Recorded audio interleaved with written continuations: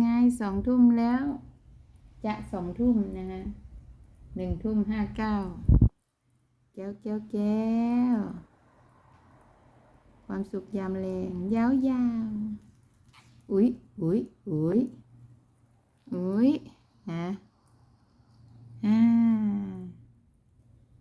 ทะเลาะกันดีธรรมชาตินะอุ๊ยอุ๊ยกี่ตัวแล้ว3 7 8เสียงแจ้วเหลือเกินแจ้วมารอดูว่าจะลงมาอีกไหมถ่ายให้ดูแบบสั้นๆแต่เขาลงระยะยาวอยู่นะเดี๋ยวจะเดือดกันทั้งเช้าและเย็นชมนกแก้วหลังบ้าน